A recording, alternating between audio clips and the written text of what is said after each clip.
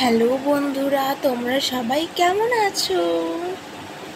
তো আমি কিছুদিন আগে ইকিগাইয়ের কিছু পার্ট তোমাদেরকে শুনিয়েছিলাম। আমি আবার কিছুদিন পরের পার্টটুকু শোনাচ্ছি। খুব ছোটো ছোটোভাবে আমি তোমাদেরকে বলছি। দীর্ঘায়ু লোকেদের 5টি টাপু ব্লু জোনস। ওকে, লুজনের প্রথম স্থানে ওকিনাওয়া গ্রামের মানুষদের দেখা যায়। পৃথিবীর অন্য প্রান্তের তুলনায় এখানকার মহিলারাও অনেক বেশি বাঁচেন এবং তারা সুস্থ জীবন অতিবাহিত করতে সক্ষম।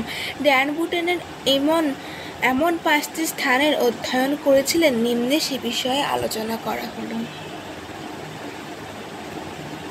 ওকিনাওয়া জাপান দক্ষিণ প্রান্ত, মানে জাপানের হয়তো দক্ষিণ প্রান্ত ওকিনাওয়া। এখানকার মানুষরা খাদ্য তালিকায় তোফুর মতো উপকারী সবজি রাখেন। তোফু খুব সম্ভবত সয়াবিনের পনির, আমি ভুলও হতে পারি।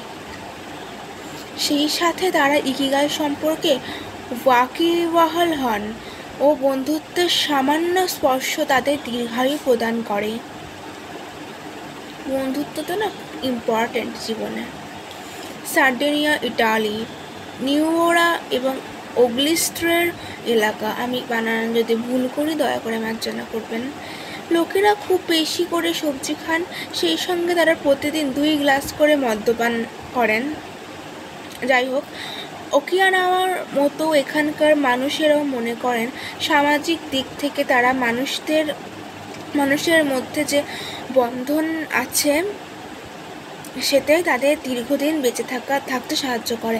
মানে মানুষের জীবনে না বন্ধনটা খুব ইম্পর্টেন্ট, সম্পর্ক বা যা কিছু আপনারা বলবেন। লোমনিন্ডা, ক্যালিফোর্নিয়া, এখানকার সেভেন্থ ডে অ্যান্ড হেনস্টেড দলের লোকেদের ওপর নিরীক্ষণ করা হয়। জানা গিয়েছে আমেরিকার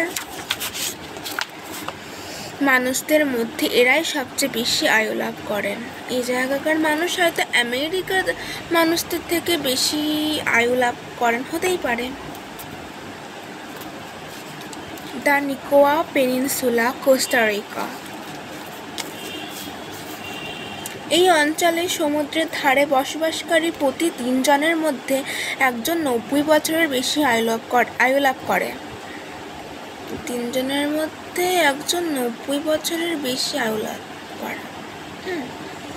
অথচ আমেরিকার এর গড় মাত্র 9%। মানে আমেরিকাতে এই বাচ্চার গড় সংখ্যা মাত্র 9%, ইনি বলতে চেয়েছেন।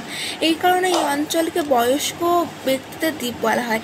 মানে গ্রিস, টার্কি, ইকারিয়া, মানে এই জায়গা থেকে হয়তো মানে বয়স্ক ব্যক্তিদের দ্বীপ বলা হয়, এরা বলছে।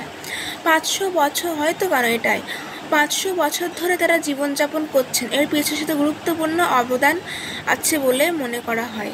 মানে 500 বছর ধরে তারা যে জীবনযাপন করছেন, এর পিছনে তার গুরুত্ব অবদান আছে বলে এটি মনে করা হয়।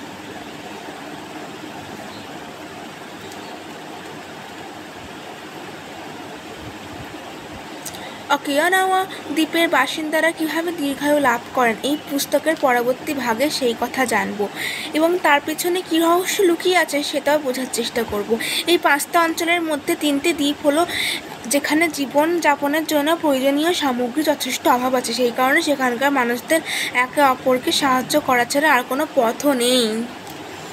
কিছু দ্বীপ আছে যারা এখন উন্নত হয়নি বা একটু গরিব, মানে সামগ্রী নেই বেশি। তারা কী করবে? একে অপরের সাহায্য করে জীবনযাপন করবে, এটাই স্বাভাবিক ব্যাপার। যা এখানে বলতে চেয়েছেন ওই দ্বীপটি বা ওই জায়গাটি সম্পর্কে। কিছু মানুষের কাছে অন্যদের সাহায্য করাই তাদের জীবনের ইকিগাই।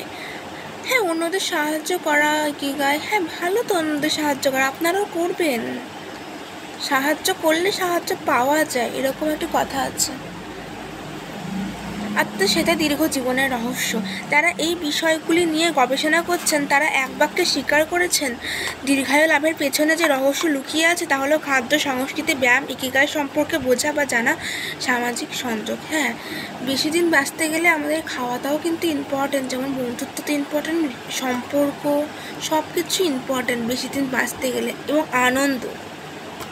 আনন্দটাও জীবনে খুব ইম্পর্টেন্ট। তুমি ভালো খেলে সম্পর্ক কারোর সঙ্গে ঠিক থাকলো না, আনন্দ নেই, তাহলে তোমার জীবন কী করে ভালো হবে? ভালো খেলেই হয় না সবসময়। এই সমাজে লোককে নিজেদের জীবন এমনভাবে পরিচালনা করেন যাতে তাদের মানসিক চাপ কম হয়। মানসিক চাপ কম থাকলে অনেক সময় বেশি দিন মানুষ বাঁচে। এখনকার দিনে বোধহয় সবারই মানসিক চাপ আছে কম বেশি। সেই সাথে তারা আমিষ খাদ্যও খুব কম খান। আমিষ বা মাংস জাতীয় দ্রব্য যত কম খাওয়া যায় তত আমাদের শরীর ফিট থাকে, অনেকে বলে থাকে। উত্তেজনক পদার্থের সেবন কম মাত্রায় করেন, মদ্যপান করেন নামমাত্র, এবং এমন কোনো ব্যায়ামও করেন না যাতে তাদের মানসিক বা শারীরিক চাপের সৃষ্টি হতে পারে। মানে ওরা কোনো ভারী ব্যায়াম করে না, মানে শীর্ষাসন করলাম খুবই কষ্ট হচ্ছে পা বা বডিতে, বা পদ্মাসন করলাম পেশিতে খুব টান লাগছে, যেটা তোমাদের বা আপনাদের শরীরে স্যুট করে যে ব্যায়াম, বা আপনাদের শরীরে যে ব্যায়াম করলে লাগে না বা অসুবিধা হয় না সবসময় ওই ব্যায়াম করা উচিত। তা আপনারা ভালো বুঝবেন। বরং শরীরকে সঠিকভাবে চালনা করার জন্য প্রতিদিন হালকা ও প্রয়োজনীয় ব্যায়ামের আশ্রয় নেন। এই বই কিছু ব্যায়াম আছে সেগুলোও করতে পারেন, আমি দেখাবো। নিজেদের খেতে কাজ করেন, খুবই সহজ একটা ব্যাপার, কঠিনও বোধ হয়। মাইলের পর মাইল হাঁটেন। ও, এটা কিন্তু অনেকটা কঠিন, মানে মাইলের পর মাইল হাঁটা, অনেকক্ষণ হাঁটলে পায়ে ব্যথা করে। গাড়িতে যাতায়াত করার বদলে হেঁটে যাতায়াত করাতে তাদের বেশি পছন্দের। হ্যাঁ, আগেকার দিনের মানুষ হেঁটে যেত বলে তাদের শরীরে রোগটা অনেক কম ছিল। এখনকার দিনে সেটা না, এখন গাড়ি, টুকটুক, বাস, অটো, চার চাকা হয়ে গেছে, মানুষও পুড়ে হয়ে গেছে। এখান থেকে 5 মিনিটের পর তাও টুকটুকে যায়। যাই হোক,